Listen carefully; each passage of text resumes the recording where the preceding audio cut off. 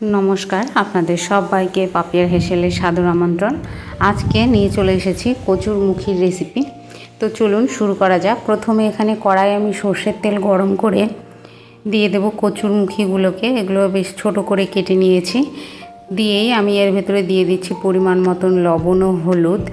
দিয়ে কচুরমুখীগুলো বেশ লালচে বাদামি করে ভেজে আমি তুলে নেব। আপনারা চাইলে এটা জল দিয়ে সেদ্ধ করেও ভেজে নিতে পারেন, তবে আমি এখানে ভেজে নিচ্ছি। ভেজে নিয়ে পরে ঝোলের জল দিলেই তাহলে সেদ্ধ হয়ে যাবে।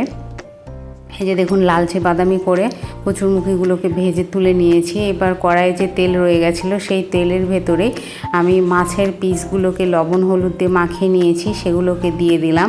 দিয়ে মাছের পিসগুলো বেশ লালচে করে ভেজে তুলে নিতে হবে। একটু কড়া করে ভাজতে হবে মাছটাকে। এই রেসিপি যদি আপনাদের পছন্দ হয়ে থাকে অবশ্যই লাইক করবেন, কমেন্ট করে জানাবেন কেমন লাগলো, শেয়ার করবেন বন্ধুবান্ধব আত্মীয়দের মাঝে, আর সাবস্ক্রাইব করে অবশ্যই আমার পাশে থাকবেন। এবার মাছগুলোকে তুলে নিয়ে আমি কড়াইয়ে যে তেল রয়ে গেছিলো সেই তেলের ভেতরে দুটো তেজপাতা, হাফ টিস্পুন সাদা জিরে আর হাফ টিস্পুনের অর্ধেক রাঁধুনি দিয়ে দিলাম। দিয়ে এখানে একটি মাঝারি সাইজের পেঁয়াজ কুচিয়ে নিয়েছি, সেটাকে দিয়ে দিলাম। দিয়ে একটুখানি নাড়াচাড়া করে আমি এর ভেতরে দিয়ে দেব হাফ টিস্পুন মতন রসুন বাটা। বাটা নয়, এটা থেতো করে নিয়েছি আমি। কিছুটা গোটা রয়েছে, কিছুটা বাটা হয়েছে। সেরকম রসুনটাকে দিয়ে আমি যতক্ষণ রসুনের কাঁচা গন্ধ না যায় ততক্ষণ একটুখানি নাড়াচাড়া করে নেব। এরপরে দিয়ে দিচ্ছি শুকনো লঙ্কার গুঁড়ো, আর তার সঙ্গে দিয়ে দেব পরিমাণ মতন লবণ, হলুদ, আদা বাটা আর জিরে বাটা।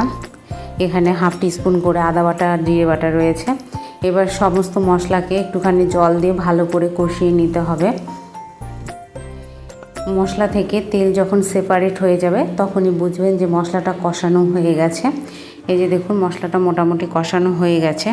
এরপরে আমি কচুরমুখীটাকে দিয়ে আর 2 থেকে 3 মিনিট মতন একটুখানি নাড়াচাড়া করে আমি পরিমাণ মতন জল দিয়ে দেব। জলটা একটু বেশি পরিমাণে দিতে হবে, যেহেতু কচুরমুখীটা আগে থেকে আমি সেদ্ধ করে নিইনি। জলটা বেশি করে দিয়ে কচুরমুখীটাকে সেদ্ধ করে নিয়ে আমি ভেজে রাখা মাছগুলোকে এর ভেতরে দিয়ে একটুখানি ফুটিয়ে নামিয়ে নেব। তাহলেই রেডি হয়ে যাবে আমার কচুরমুখী দিয়ে মাছের ঝোল। এই রেসিপিটি কেমন লাগলো অবশ্যই জানাতে ভুলবেন না। সম্পূর্ণ ভিডিও দেখার জন্য অসংখ্য ধন্যবাদ।